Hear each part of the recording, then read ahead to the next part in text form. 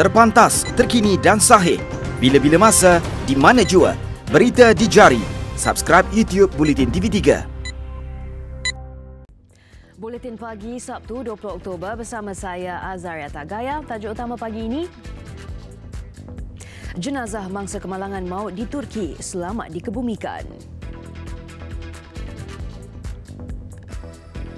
Persiapan hadapi banjir, Kementerian Kesihatan bekukan cuti kaki tangannya di Kelantan.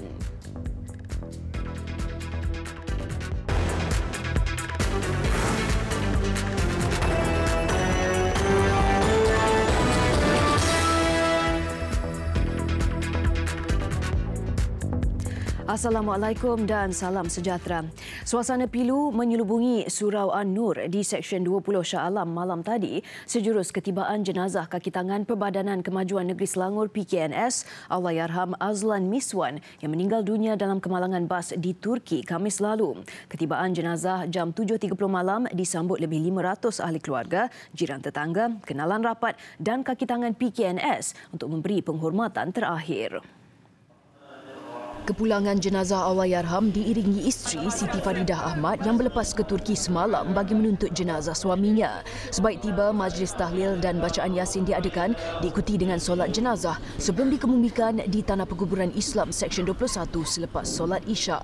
Turut hadir Menteri Luar Datuk Saifuddin Abdullah, Ketua Pegawai Eksekutif PKNS Datuk Muhammad Azizi Muhammad Zain dan Ketua Pegawai Operasi PKNS Nurita Muhammad Siddiq. Saya sebagai mengucapkan berbanyak-banyak terima kasih kepada semua yang datang ni, kawan-kawan, saudara mara semua ni, kerana memudahkanlah perjalanan suami saya ke ni, insya-Allah. Allahyarham Azlan maut dalam kemalangan bas di Turki yang menyaksikan 4 penumpang lain cedera parah. Mangsa antara 35 peserta rombongan yang terdiri daripada kaki tangan PKNS yang bercuti ke negara itu. Difahamkan bas yang dinaiki dari Pamukkale menghala ke Kapadokia hilang kawalan sebelum terbabas dan terbalik. Sebelum itu jenazah Allahyarham diterbangkan dari Ankara dan tiba di KLIA jam 5.15 petang semalam.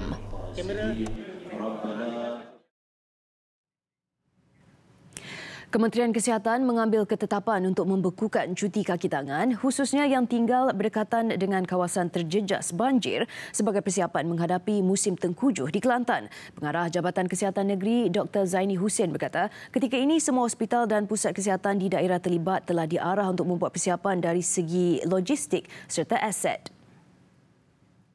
Dan kita di Jabatan Kesihatan bersama dengan agensi-agensi lain, kita pun telah mengadakan mesyuarat pengasahan dan kita juga telah mengarahkan untuk hospital dan juga klinik kesihatan untuk membuat persediaan sama ada dari segi logistik, dari segi manpower dan juga melihat pada keperluan-keperluan tempat sekiranya berlaku banjir di manakah untuk menggerakkan pesakit dan juga semua kita punya aset.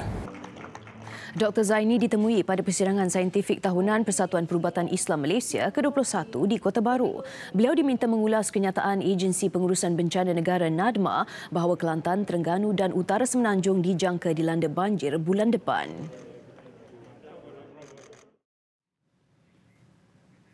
Dalam perkembangan lain, semua penduduk yang tinggal di sepanjang Sungai Golok dinasihatkan agar bersiap sedia menghadapi musim tengkujuh. Dianggarkan lebih 10,000 penduduk bermula dari kawasan Bukit Bunga di Jeli hingga Pengkalan Kubur Tumpat akan terjejas jika air Sungai Golok melimpah. Perkara itu disuarakan Ketua Operasi Jabatan Bomba dan Penyelamat Rantau Panjang, Pegawai Bomba Kanan Othman Saleh semasa membuat tinjauan di tebing Sungai Golok, Rantau Panjang. Tujuan tinjauan ialah bagi melihat paras air Sungai Golok serta tembok penahan banjir di sebelah negara jiran. Menurut Othman, tembok penghadang banjir di sebelah negara jiran setinggi kira-kira 10 meter boleh menyebabkan air banjir mengalir ke Pekan Rantau Panjang yang tingginya cuma kira-kira 5 meter. Kalau kita tengok dia punya tebing Sungai Golok tu, dia punya tebing dia dah siap. Jadi tempat kita ni rendah. Kemungkinan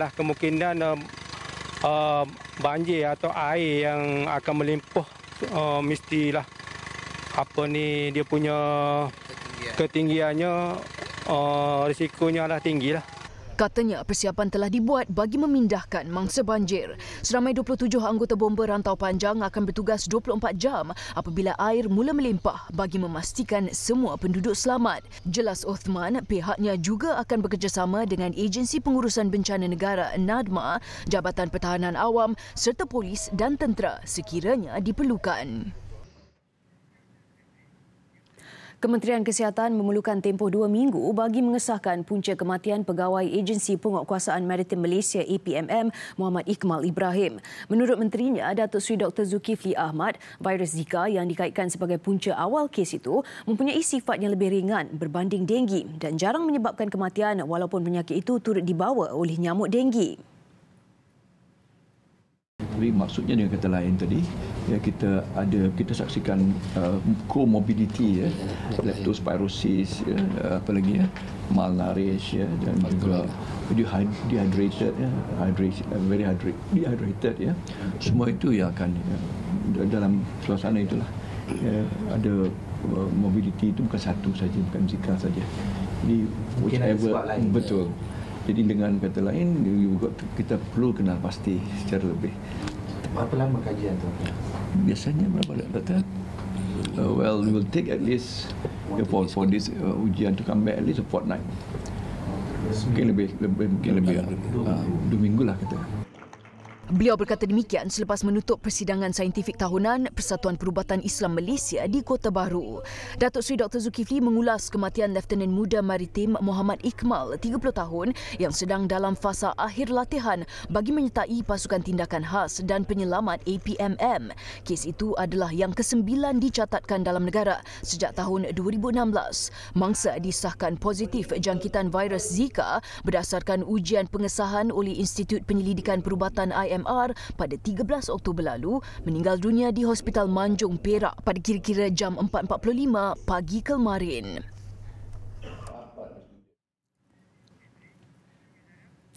Baik, buat julung kalinya, Pertubuhan Legasi Tun Abdullah Ahmad Badawi Legasi mengadakan acara larian bertujuan menggalakkan masyarakat beriadah sambil beramal. Acara ini juga bertujuan bagi menyampaikan sumbangan kepada tabung bersamamu TV3 dan Persatuan Kebangsaan Autisma Malaysia NASOM.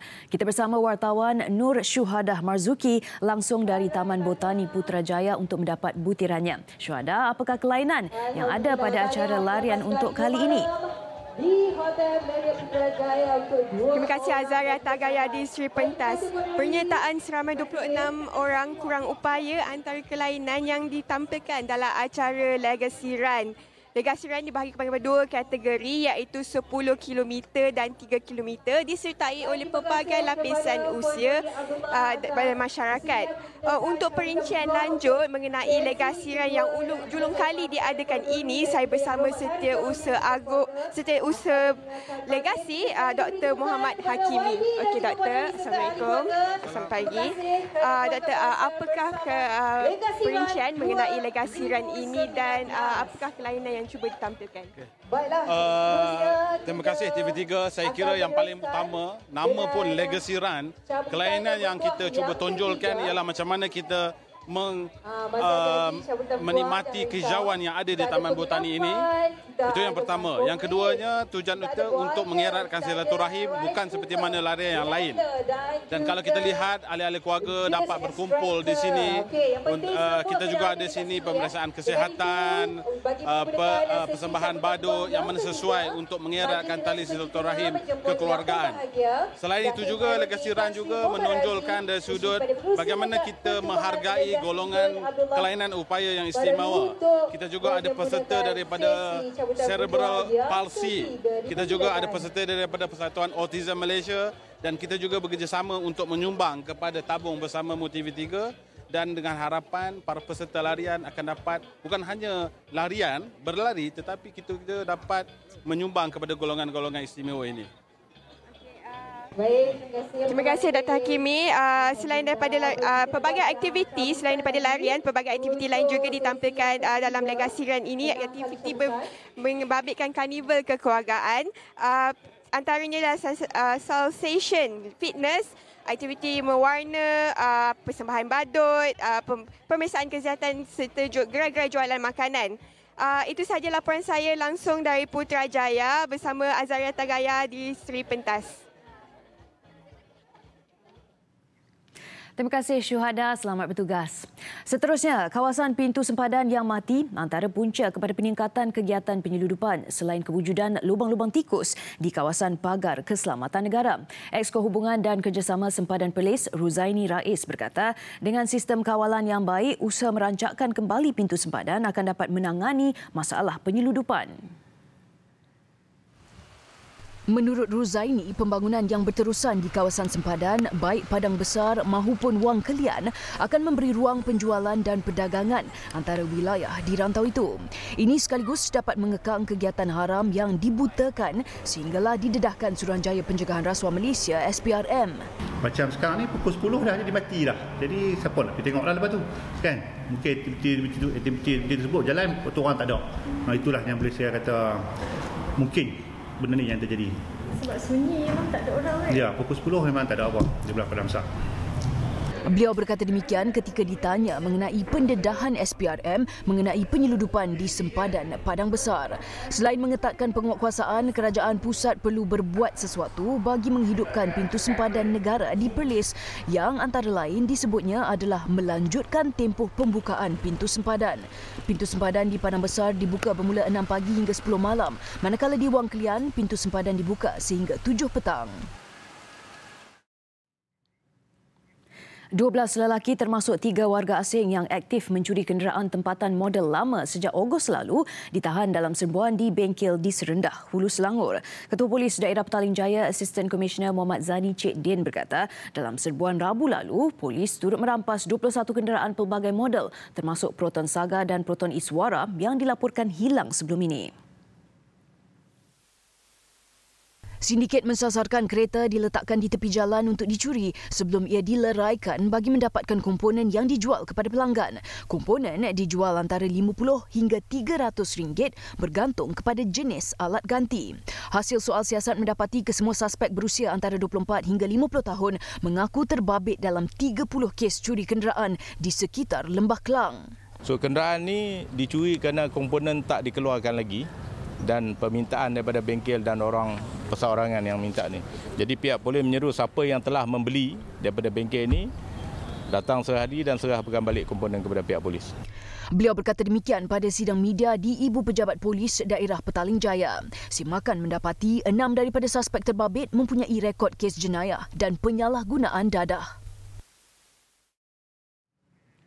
Syarikat luar yang hendak mengeksport plastik ke Malaysia perlu mendapatkan sokongan daripada negara asal mereka terlebih dahulu. Menteri Perumahan dan Kerajaan Tempatan Zuraida Kamarudin berkata, kaedah baru itu akan diusulkan pada tahun hadapan sebagai satu syarat tambahan yang bakal dikenakan ke atas syarikat luar. Saya akan meningkatkan lagi syarat-syarat. Satu ketika dulu selepas saya freezekan, bekukan dan saya buat persyaratan yang baru dan membuat syarikat boleh membuat permohonan semula. Dan sekarang saya dah ambil satu lagi kaedah yang baru. InsyaAllah by 2020 saya akan kenakan satu lagi tambahan bahawa syarikat yang hendak mengekspor plastiknya ke Malaysia perlu mendapatkan endorsement daripada negara asalnya. Jadi agar ianya lebih bertanggungjawab dan tidak disalahgunakan dan kurang abuse of this import facilities yang kita kasih. Ya? Menurut Zuraida, syarat baru itu diyakini berupaya memastikan syarikat terbabit lebih bertanggungjawab.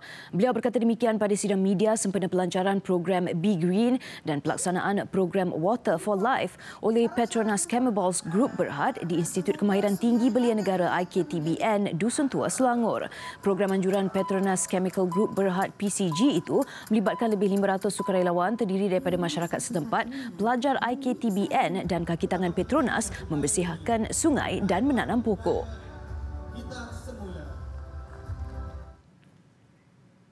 Sabah kini di landasan tepat dalam usaha menarik lebih banyak pelaburan langsung asing FDI ke negeri itu. Ketua Menterinya, Datuk Seri Muhammad Syafiee Apdal berkata, lawatan kerjanya ke luar negara termasuk China terbukti membuahkan hasil apabila ada di antara mereka menyatakan minat untuk melabur dalam sektor seperti perkilangan, pelancongan dan perhotelan. saya lihat, I do monitor closely. Where they are, what is the teething problem. Kalau DPA tak dapat, development approval tak dapat, kita akan pastikan supaya kemudahan ini dapat kita percepatkan. Datuk Seri Muhammad Syafiee ditemui selepas merasmikan Hari Kementerian Perdagangan Antarabangsa dan Industri MITI 2019 di Kota Kinabalu. Program bertujuan mengeratkan lagi hubungan antara kementerian itu serta agensinya dengan orang ramai menerusi pelbagai program seperti pameran perdagangan, kerjaya dan program e-dagang bersama rakyat. Turut hadir Menteri MITI Datuk Darrell Laiking. Menurut Datuk Seri Muhammad Syafiee, pihaknya akan terus komited untuk menarik lebih ramai pelabur bagi sektor yang menjadi keutamaan Sabah. Ini antaranya menerusi beberapa perancangan pelaburan untuk tahun depan dengan butirannya akan diumumkan pada pembentangan belanjawan negeri itu kelak. Besar impaknya. Selepas hasilnya, pantas menampilkan prosiding ini secara keuangan maya. Berita di jari. Subscribe YouTube Bulletin TV3. Kita ke laporan luar negara. Polis Indonesia telah menahan 6 suspek pengganas di wilayah Lampung dalam tempoh seminggu ini yang dipercayai ada kaitan dengan serangan ke atas Menteri Koordinator Politik, Undang-Undang dan Hak Asasi Manusia Wiranto. 5 daripada suspek didapati pernah berkomunikasi dengan Abu Rara, individu yang menikam Wiranto dalam satu acara di Pandeglang, Banten. Sementara seorang lagi merupakan suspek yang menjadi buruan pihak polis atas penglibatan dalam kes berkaitan pengganas tahun lalu. Polis melakukan operasi penggeledahan di beberapa lokasi berkaitan sehingga membawa kepada penahanan itu yang merupakan satu langkah keselamatan menjelang pelantikan Presiden Joko Widodo dan Wakil Presiden Ma'ruf Amin yang dijadual berlangsung hari ini. Difahamkan Wiranto telah dibenarkan pulang semalam selepas menerima rawatan di Hospital Gatot Subroto akibat kecederaan yang dialami susulan kejadian itu.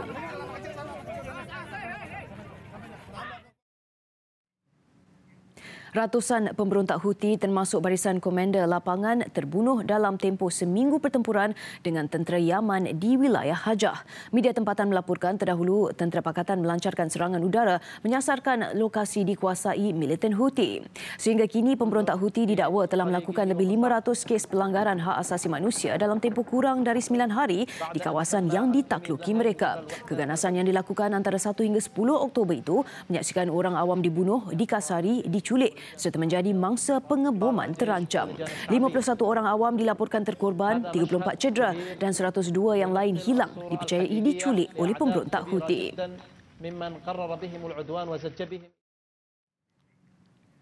Penunjuk perasaan pro-demokrasi Hong Kong tidak mengindahkan larangan memakai topeng muka ketika menyertai bantahan terbaru di bandar berkenaan.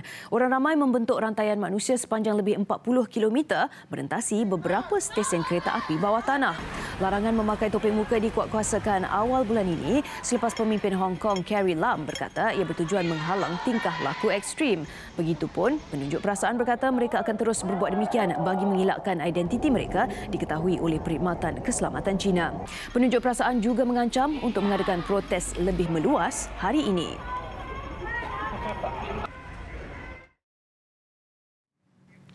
Sekurang-kurangnya 15 orang maut dan 14 lagi cedera apabila sebuah empangan runtuh dalam kejadian di Siberia, Rusia. Mangsa yang maut adalah pekerja di sebuah lumbung emas di kawasan itu. Mangsa terbunuh apabila empangan di Sungai Siba runtuh pada waktu awal pagi sekaligus membanjiri beberapa buah kabin yang menempatkan pekerja. Menurut pihak berkuasa, sekitar 80 kaki tangan tinggal di penempatan sementara itu. Usaha kini dijalankan bagi mengesan 10 mangsa yang masih hilang.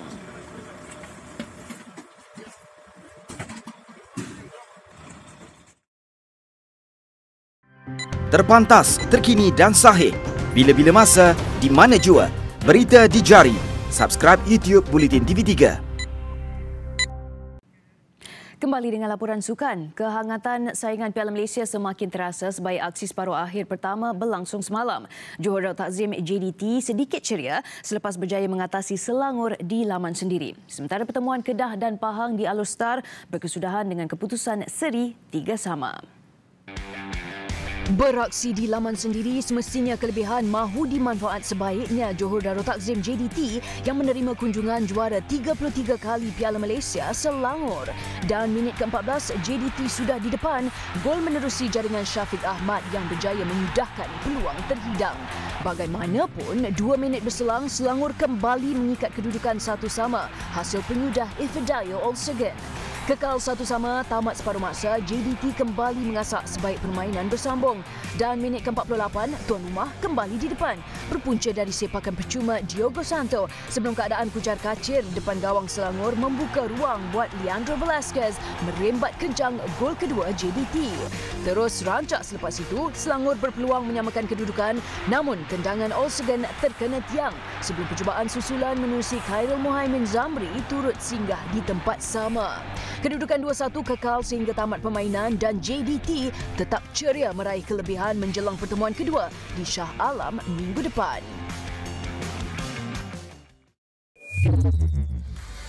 Dalam satu lagi aksi separuh akhir di Alostar, tuan rumah Kedah cemas sebelum berjaya mengikat keputusan 3-3 ketika melayan kunjungan Pahang. Skuad Tok Gajah nyata berada dalam prestasi terbaik apabila menguasai babak pertama menerusi 2 gol awal. Bermula dengan rembatan jarak jauh Wan Zaharul Nizam Wan Zakaria pada minit ke-13. Minit ke-26, Pahang terus ceria menggandakan jaringan selepas Dixon Wakame mudah menyempurnakan sepakan penalti. Penyokong tuan rumah akhirnya lega apabila Fernando Rodriguez merapatkan kedudukan 2-1 pada minit ke-32. Minit ke-37, Kedah dihadiahkan sepakan penalti. Namun tendangan Jonathan Bowman berjaya diselamatkan penjaga gol Helmi Eliza Ilyas. 3 minit berselang, Kedah sekali lagi dihadiahkan sepakan penalti dan kali ini peluang tidak dipersediakan Rodriguez untuk mengikat kedudukan 2-2. Aksi rancak terus dipamerkan selepas rehat dengan Pahang kembali di depan selepas Nur Azam Aziz membuat percubaan dari luar kotak penalti untuk keputusan semasa 3-2. Dan ketika permainan memasuki masa kecederaan, Zakwan Adha Abdul Razak muncul penyelamat menjaringkan gol ketiga Kedah untuk kedua-dua pasukan berpuas hati dengan keputusan seri 3-3. Menjelang aksi timbal balik di Kuantan Sabtu depan, pastinya tugas sukar menanti Kedah yang perlu beraksi di hadapan penyokong lawan. Dengan itu, sekian paparan Buletin Pagi. Terus ikuti media sosial dan digital Buletin TV3 untuk pelbagai perkembangan berita terkini. Saya Azaria Tagaya. Salam hormat dan Assalamualaikum.